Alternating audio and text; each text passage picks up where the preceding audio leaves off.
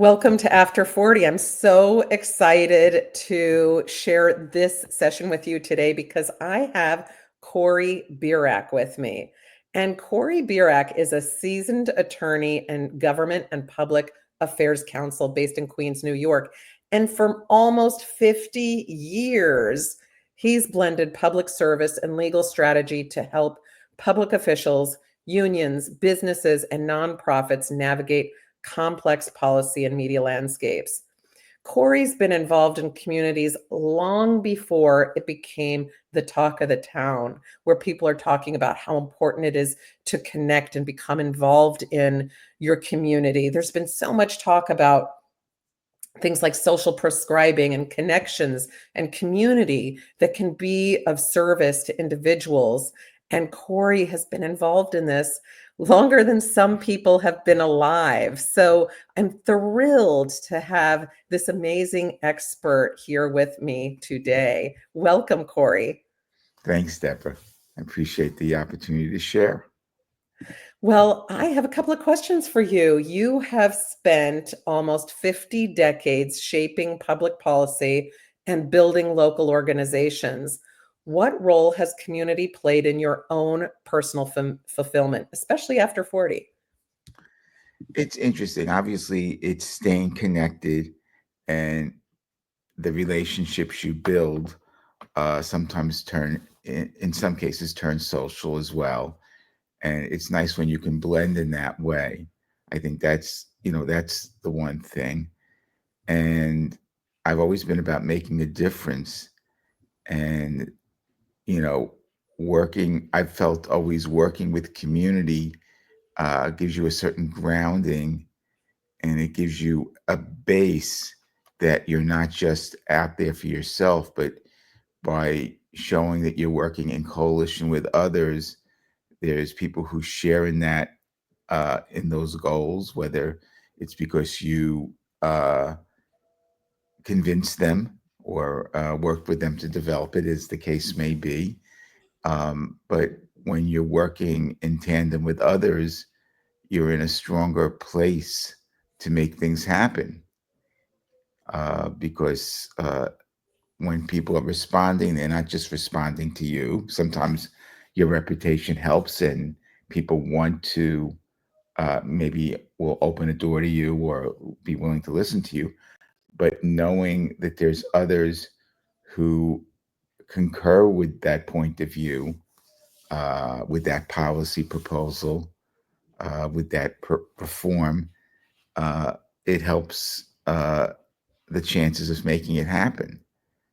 And throughout my career, I've tried to reach out uh, to build coalitions, whether it's been on the political side, whether it's been on the community side, or sometimes a combination of both, to make things happen or to engender support so things can happen.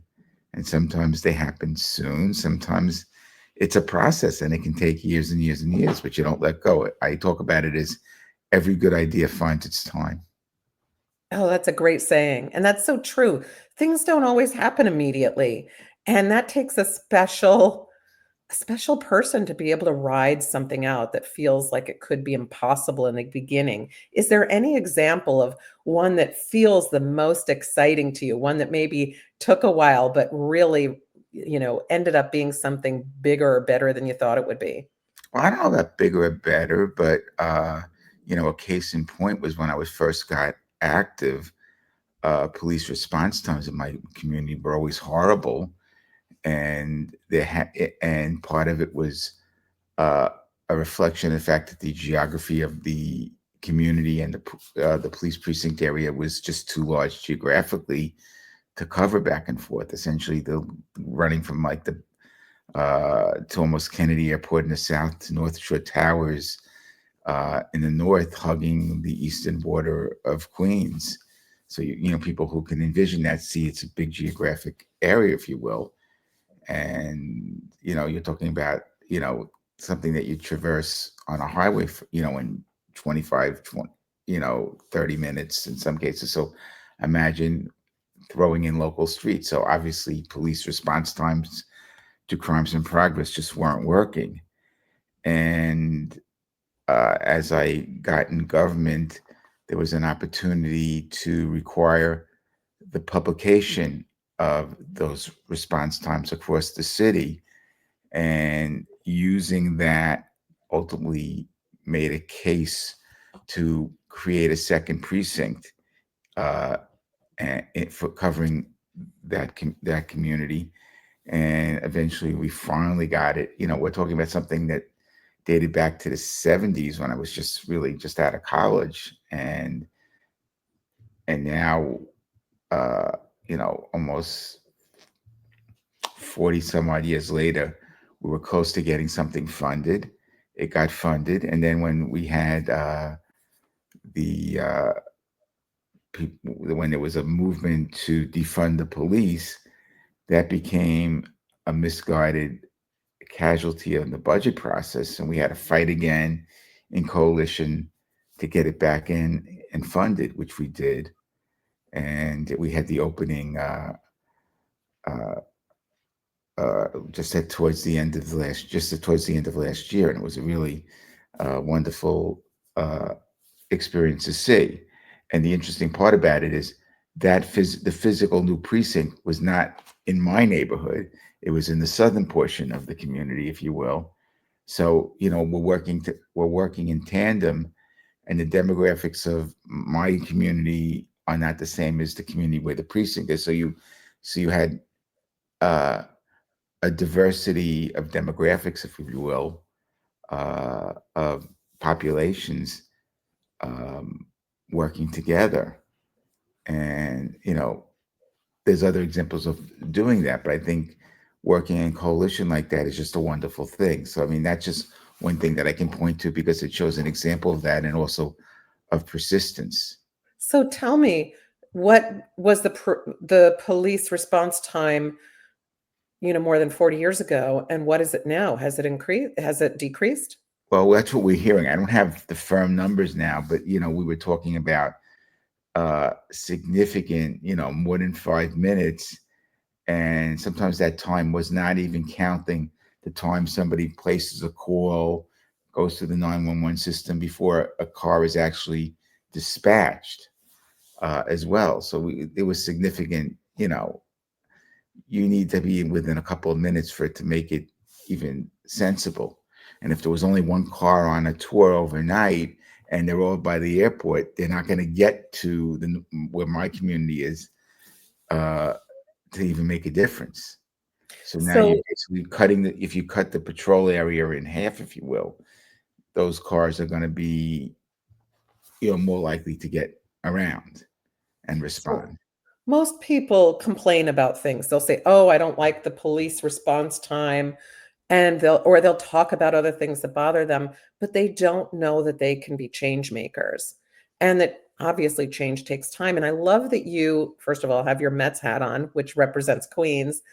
But I don't know that everybody knows how important it is that what you're saying, because Queens has two airports. It has multiple stadiums that house so many people for events. The stadium for the Mets. It has the Arthur Ashe for tennis. It has the Belmont Raceway, which is, I don't know if it's part in Queens or all in Well, one of the Queens. parking lots is in Queens. I'll say it Ah, that way. But okay. and And, when and you're going UBS, south on the Cross Island, that you're going from Nassau to Queens to yes. Queens to Nassau, and finally you get off. Yes, so but it is just on the border, and of course, obviously, the And former aqueduct tract. And yes, and there's also a casino. People don't realize how many places exist that are bringing people into Queens and out of Queens and moving through Queens beyond just the community members who live there. So, the fact that you have been working so diligently within the community to make change, even if it's not in your direct neighborhood, is is something that anybody could really do. They could get involved and make change in their community. And likely their community is not as complex as Queens, because Queens has so much in it. It's a really it's a Right. vast community. I think the thing to emphasize is you don't necessarily have to be a pro to do this. In other words, I've been in government Yeah. about half my career and out of government the other half of my career, basically doing the same kind of work. Just who is paying for it is just different. Private clients versus the taxpayers, I guess.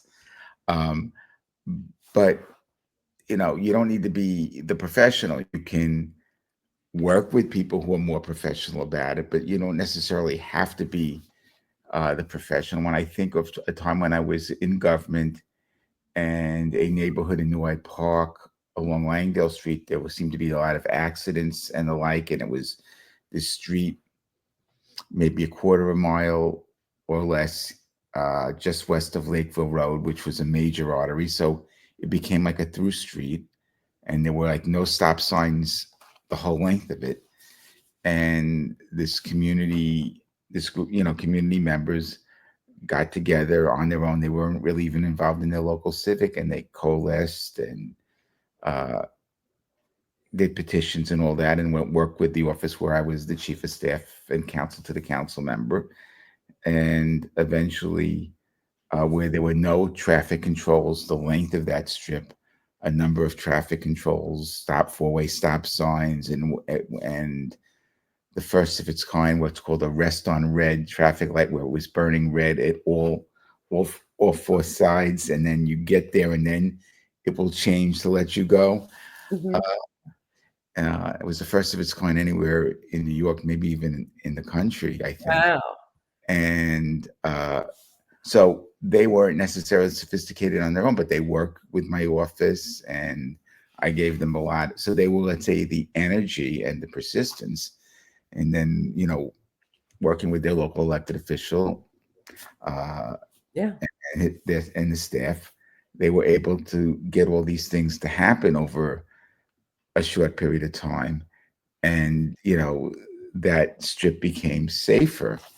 And part of the issue is, uh, on the Nassau side, just across the border, there was less development, less stores and stuff. There was Lake Success, but there wasn't this whole development uh, of office and other spaces on the across from Lake Success, when it was just a Sperry Rand place. And when that place closed down, it got developed into a whole bunch of office parks. So I think the amount of traffic that was coming through increased, kind of very quickly. So it was a need to address a traffic situation on a community side street that no one knows. And think of it, if that same thing happened, you know, today, if you will, when we have, guides like Waze, a lot of people would even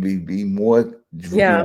That's diverted to a big that to help. that location to Well, save traffic lights or whatever. So it gets interesting, when you think of it in that context. But the point was, thinking back to the people who were the leaders of that group, nobody necessarily was really a professional of any kind. There were some retirees, and they coalition. We worked with them, and they were rather active. And one of them so later, how did they become active, Corey? What advice would you give to somebody over 40 looking to build or strengthen their own community involvement? Where do they go? Who do they talk to? well, I think you try to find out who your local community association is, if there isn't. And if not, maybe knock on some doors and say, hey, we should form a block association, form a community group. But often you might be involved in something else. You might have started with the PTA. You might have started with a little league or other youth athletic association, um, a church or a synagogue or a mosque that you might have be connected to. So through those things, you might have been involved in a fraternal organization. So you may otherwise know a group of your neighbors anyway, and it may not necessarily be a homeowner or a tenant group. It could be that you're a bunch of people who go to this park and you want to keep it clean and stuff like that. So you try to form up in that way. And sometimes uh the local elected officials may be helpful in guiding people who say, hey, I want to do this. But often the groups already exist. Sometimes they're looking for uh, new leadership.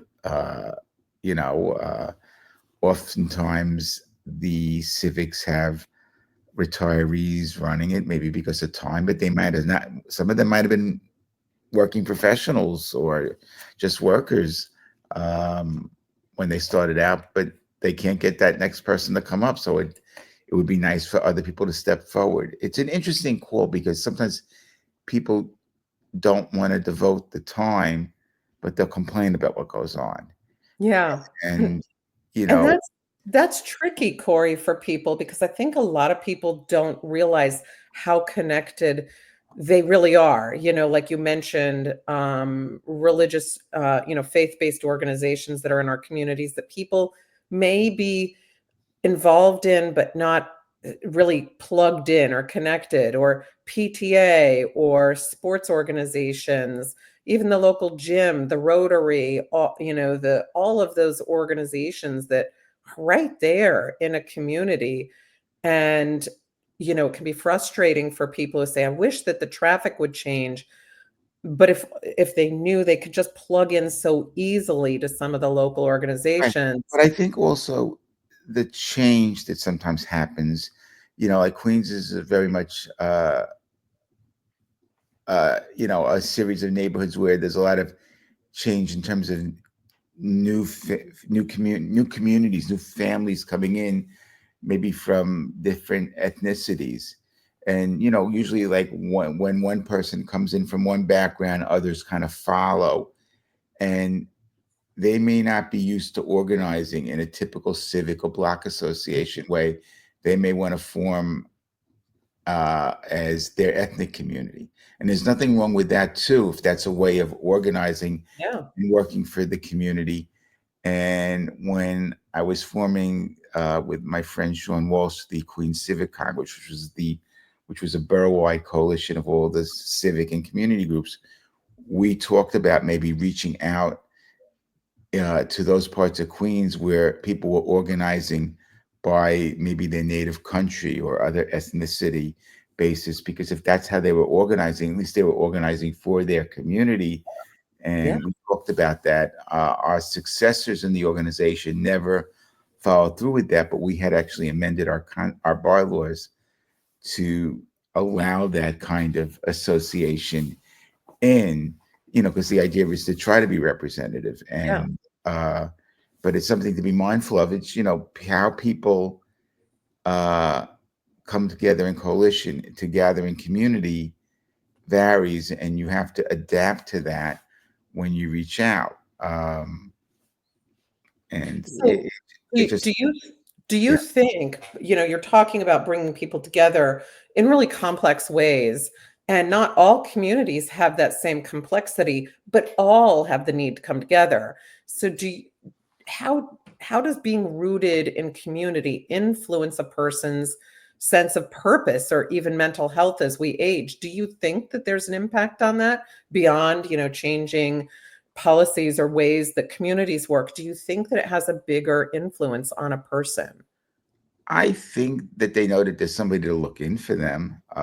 If somebody doesn't come to a meeting, for example, after a period of time, um, somebody might say, "Why aren't they here?" And maybe somebody calls them, knocks on a door.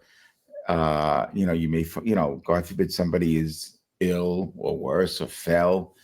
So the point is, you check up on, like, if you just the concept, if you didn't hear from a friend or a family member, you may call, you may reach out, to find something and perhaps avert something tragic.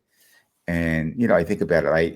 As I chair a board of a senior center, which I'm fortunate to have you now as a newer board member, and we have a Meals on Wheels program. And part of that also is that home delivered meal can be a connection to that person who never comes to the center. Yeah. And if Yeah. they don't answer the door and there's an issue, we have somebody who now can report back and say, "Hey, there's a need."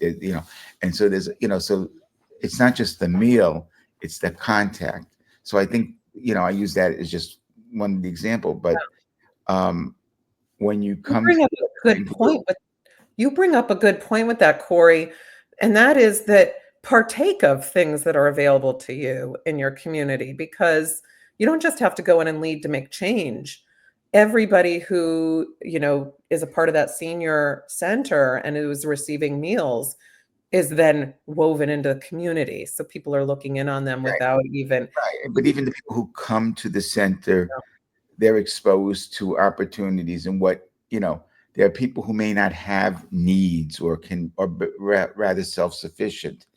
They may be acting as mentors in what people need. Yeah, We don't talk about it. Usually we talk about it in the professional, in the workplace sense, but in terms of what those people might need, and they may have tips for those people about what they may need in their lives, whether it's financial, whether it's little tips about how to get through a health issue because they were through it perhaps. yeah, And then obviously, whatever programs and assistance that people who have more needs can take advantage of because they're coming to the center and exposed to it. I think some of the biggest problems are people. You made the point of people not taking advantage of things like there's programs at the libraries, mhm, and there's a lot of outreach that's done, but there's still a lot of people who, for whatever reason, get none of it, whether it's because they're not connected to the internet and they're not receiving those emails or choose not to receive those emails, or they just choose not to go there. People can just sort of stay homebodies, but there's efforts to reach out, and we talk about it as like to be culturally sensitive, if you will. And so there's all sorts of efforts and an emphasis to do that, yet it doesn't always translate and reach, not for one trying. So it's always like an ongoing endeavor.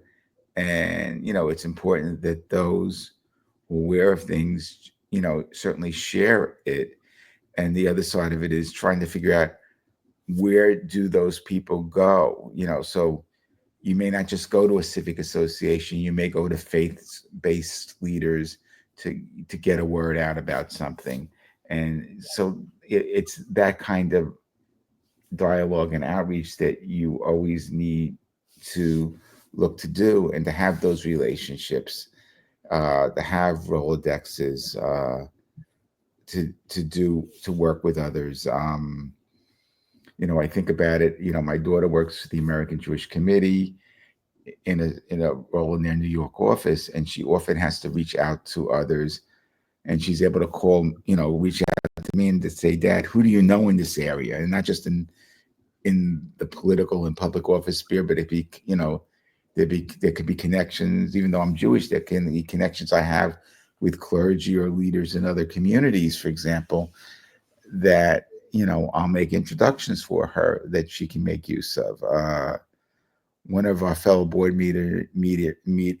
members, our vice chair, Reverend Dr. Evelyn Miller Suber, uh, is a pastor, and Marissa needed a connection to. They were doing a Jewish Black clergy council of some kind, and I connected Evelyn to Marissa for that purpose because she's very involved in the AME church, and that proved helpful. For example, You um, do that all the time with people. You're a prolific mentor. You are so connected and understand how how connections can be made that might not be obvious to other people because you're so embedded in your community. So, how does mentorship play in all of this? Do you find that mentorship is something you fell into? Have you always been mentoring? well, Is I it think I first would say I was mentored. And I may ah, not even have known it in the beginning when I first got involved in politics and stuff, and probably even as a student, not even thinking about it, that, different teachers perhaps took an interest in me. I didn't think about it at the time. It was, but there was that going on. But I'm thinking about when I first got involved politically and governmentally, many of the people who were otherwise involved, and even in civics, most of those people were closer to my grandparents' age than even my parents' age, if you will. Ah, was almost like a generation was skipped.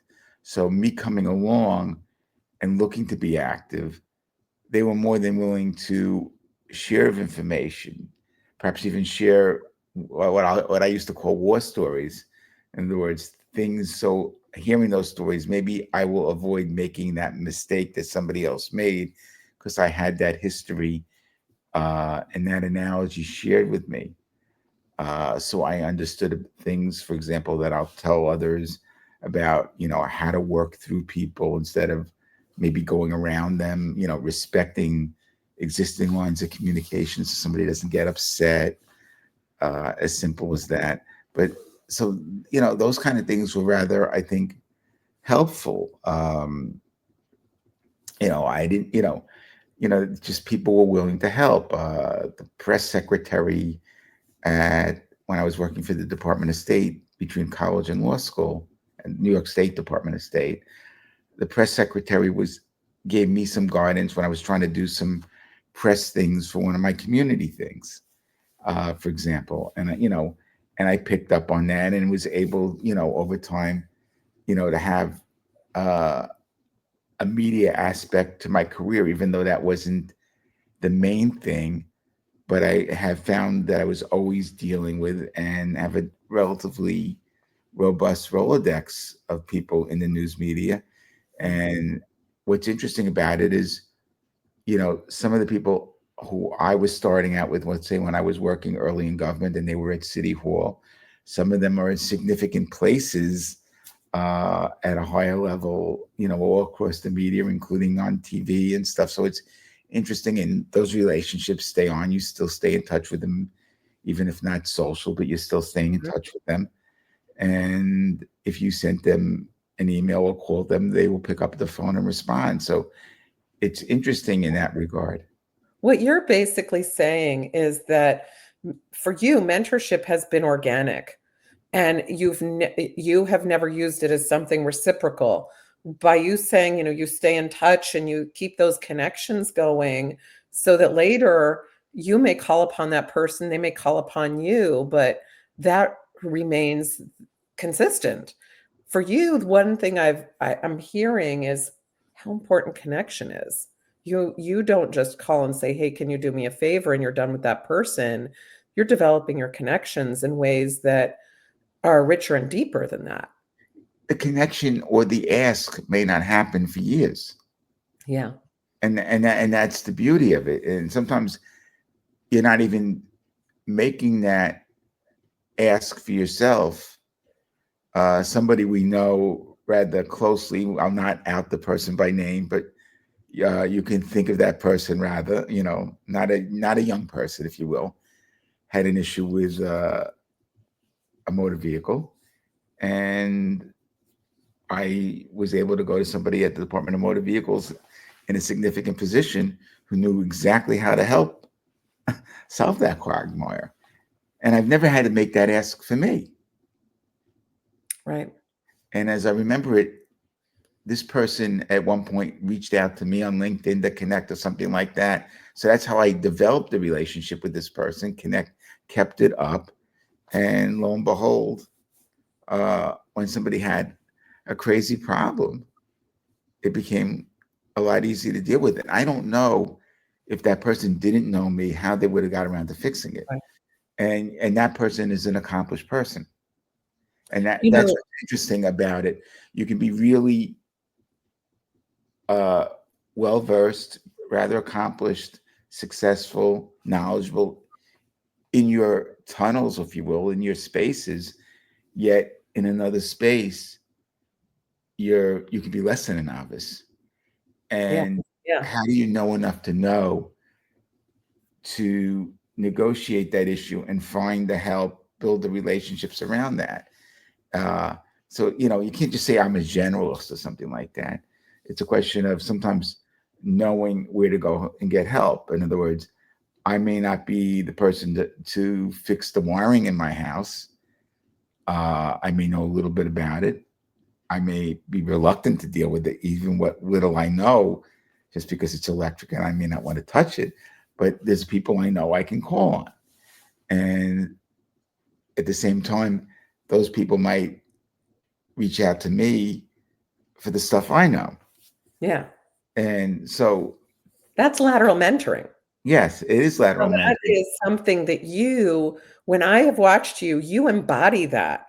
I can't tell you how many times your name has come into my ear from someone.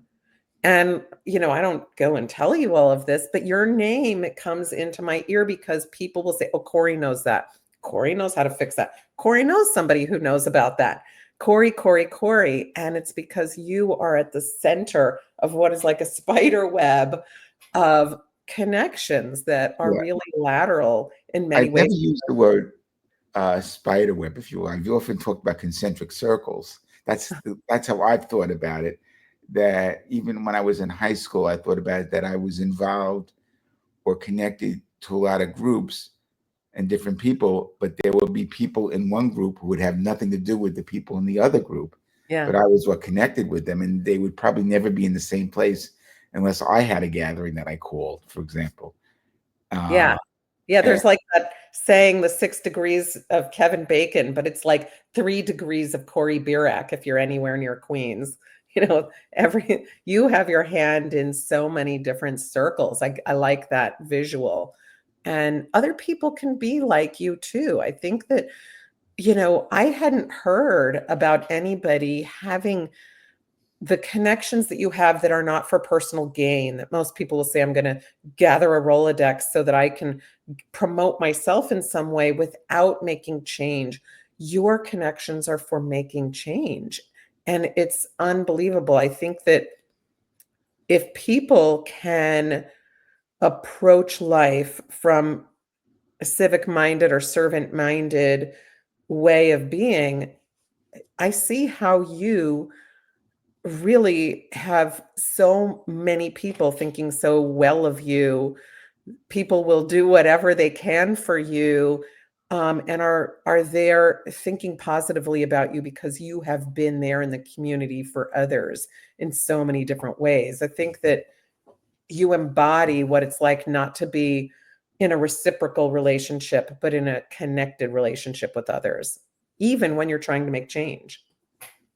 yes, yeah, I think about that often, and it's it's something that I feel good about, Yeah. uh, and it's something with feeling good about making things happen, and and to have meaning in that sense.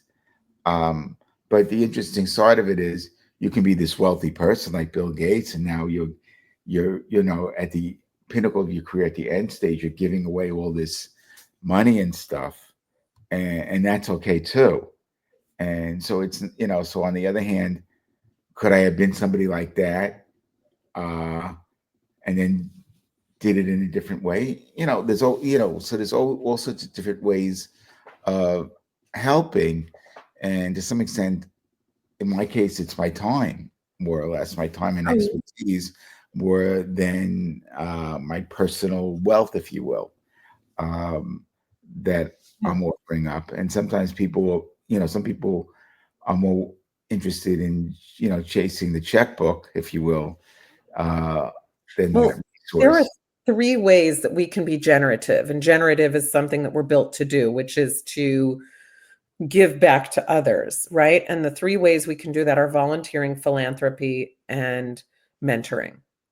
And you have really, for 5 decades, been involved in volunteering and mentoring others, making your community stronger by teaching others how to get engaged and how to really navigate in a system where you become a part of it. You're not just taking from it. And there's a real value in that. Changes in our whole world or communities happen because of that. We need that. And that's a real value. When we think of end of life, I've worked with so many people at the end of life, and they don't care about their stuff. They care about the people in their lives. And I think that most of us, when we're in our prior to or in our midlife, realize that we want to have a footprint. And you are a guide for others who want to have a big footprint. You can do that with volunteering and mentoring. And that can give you an enormous footprint in the world. That is true. And it's interesting because I have stuff, and it's interesting is, it's accumulates if you look to move, and obviously we're an empty nest household. And if we were to move, might there be stuff that doesn't come along, and how to address that? I have a whole file cabinet worth of news clippings. I've talked about, maybe scanning them, because they're probably not going to go to the next location if there is a move, for example. Yeah, the whole empty nest and downsizing, that's a whole separate discussion. Yeah, but I Um, mean, the point but is, like, you're just, right. the point is, if I move somewhere, are all those plaques and stuff that you see behind me, are Yeah. they going to be boxed and never to be seen? Yes, Because that's a because that's a Corey space. It's not a yeah, Corey and Rochelle space, if you will. If there was like a den in a new place, yeah, um, that might have a desk for me still. It might not be appropriate to have all those things up there in what might be a space that's more communal with my wife, as an example. yeah. Even though on the other side of the screen, there is, let's say, that kind of space in my office, in what is my office here. I do love that I can see behind you and all of the awards and things that you have up on your wall, which don't show everything that you do, or have done, but it really, is nice to know that you have made such an impact in your community, and I'm hoping that people who listen today are going to be able to take away some of the points that you've made about how you can receive services in your community, look for services for yourself, but also get involved in your community because it really does help with, making change for yourself and for your community. So, Corey, thank you for coming on today. You've made a difference in my life. You've made a difference in the Mentor Project and in so many organizations and in your own community in Queens. So thank you, Corey, for making the world a better place. Thank you for giving me this opportunity to share.